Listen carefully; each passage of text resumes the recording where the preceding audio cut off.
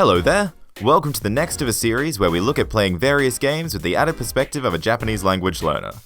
Though I find the DS to be a thoroughly good console for the purposes of region-free gaming, it's hard to argue the Switch isn't even better for it. So in the interest of diversity, we'll be straying away from my DS collection and looking at a Switch game. That was ported from the 3DS. Well, there's no turning back now, so let's go and take a look at Layton's mystery journey, Katrielle and the Millionaire's conspiracy.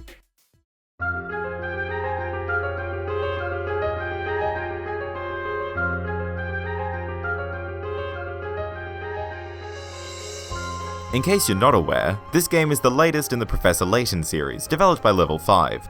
As I already mentioned, it was originally released on the 3DS, and this port doesn't change much of that experience.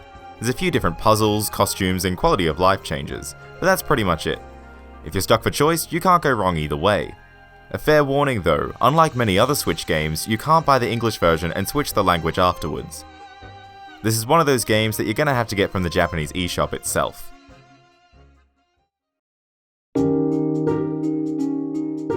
The game follows Katrielle Layton, the daughter of the famed Professor Herschel Layton, as she sets up a detective agency in London. She is joined by her admiring assistant Noah and their first client turned pet dog, Sherlock Holmes.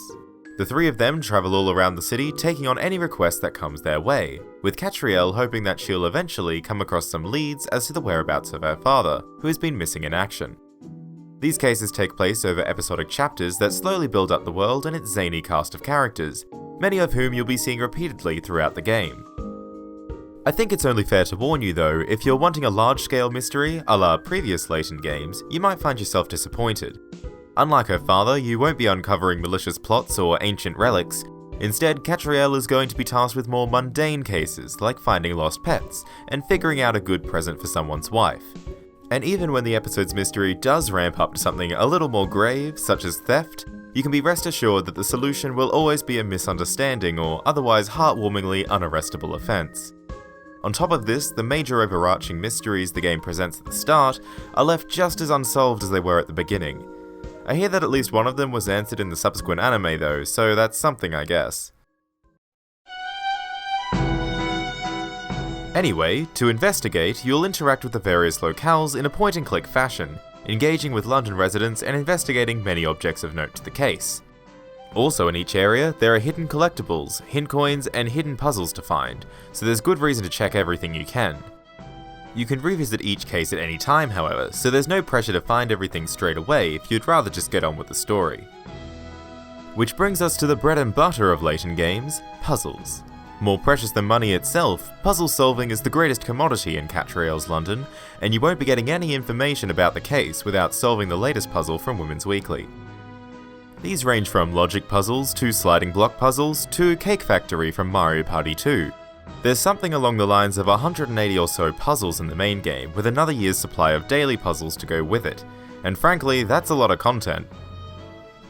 One issue I found with the puzzles, and this may just be a me issue, is the high density of gotcha puzzles. These being ones where the instructions make it seem like a complicated problem, but the answer is something incredibly simple, and you just need to think outside the box to get there. Absolutely fine and a staple of the series for sure, but very quickly I ended up just expecting most puzzles to be of this nature. As a result, I often figured out the answer instantly without even needing to know why I was correct. But hey, they're still fun to do regardless, and like I said, it might just be a problem with having already played 6 games in this series. There's only so much betrayal one can take before you get thick puzzle skin.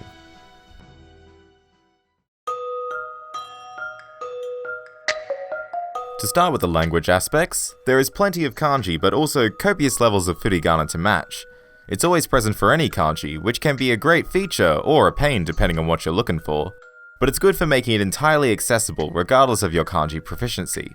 The vocabulary you'll find is a little all over the shop in its scope, so depending on your previous experience, you'll likely come across new words quite frequently, and words that you can tell you're not really going to encounter again outside the game. But due to the nature of the script, key nouns and verbs are repeated enough that maintaining an active vocabulary for each case is quite achievable. Since a good majority of the puzzles require instructions to solve, true understanding isn't optional. And if you're particularly stumped, you can always spend a hint coin, and get an equally Japanese nudge in the right direction. It adds an extra layer of difficulty to puzzles that could potentially already stump a player. Though since the difficulty of this iteration of Layton is generally lesser, that's not really much of an issue here. There are even a few language-based puzzles too, which require you to think a little further outside the box and feel particularly satisfying to solve. I'm a big fan of games that give you frequent smaller successes of comprehension, and these puzzles do exactly that.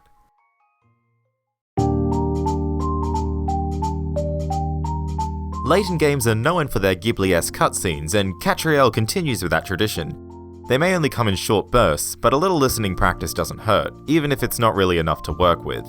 They're also subtitled, so following along is incredibly easy. In addition, the bookends of each cutscene have the typically silent dialogue replaced with some voice lines. Again, not much to work with, but it can be fun to try to focus on a little bit of listening after a whole chunk of reading. Now, as I've probably implied enough, I'm not a big fan of the episodic cases this game has compared to the series' former glory. That being said, I believe that the bite-sized episodes provide a really natural way of pacing yourself with your study. Take each mystery as a study session or two, and you've got yourself a structured study plan for a bit. A light-hearted and easy-to-read story to go with a good selection of logic puzzles makes for a rather appealing way to practice your reading skills if you ask me. Might also be a good option for those who find tackling a full-size game a bit of a slog or struggle to pace themselves well. Two categories that I fit into very well, I might add.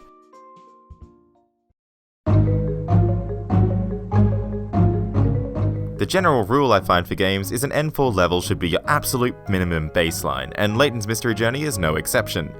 You can manage pretty well with just that though, as the script rarely goes into anything particularly complex. And with a trusty dictionary at your side, your kanji knowledge doesn't even have to be extensive either.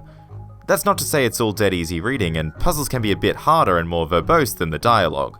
But if you're willing to work on retaining the vocab you encounter in each case, you'll be more than fine. Apart from its often appealing price of its many sales in Japan, I wouldn't say there's any worthwhile reasoning to playing this in Japanese with no language skills. It's localized just fine and easily available. Plus, the region-exclusive puzzles generally require some Japanese knowledge to solve in the first place. There's a reason that they changed them. The puzzles are an incredible method of using your reading comprehension skills, and there's a great sense of satisfaction to solving the ones that put your understanding to the test. Perhaps earlier Layton games might provide better puzzles for this purpose, but there's absolutely some great potential here if you're interested in making this a good method of practice for a while. Breaking up each episode into a practice session would fit very naturally, and would help with vocabulary retention and building up good habits. There's some voice-lined segments in the story, but certainly not enough to come to this game with the intention of practicing your listening skills. Still nice though, of course. The puzzles tend to be more gotcha-based than usual, the story goes nowhere interesting, and it's missing a lot of the more subtle elements that make the former games in the series so great. Despite this, it's a Professor Layton game. Arguably the lowest of the bunch, but still one nonetheless. You can't complain with the sheer quantity of puzzles, and it still has that Layton-esque charm that's so appealing. It's still very much a game worth playing, and as long as you temper your expectations in regards to the plot, you'll enjoy the journey. As always, thanks muchly for watching. Maybe next time I'll actually tackle something not related directly to the DS family of consoles. So if you have any suggestions on what you'd like me to look at in the future, I'd love to hear it. Anyway, until next time, ja mata!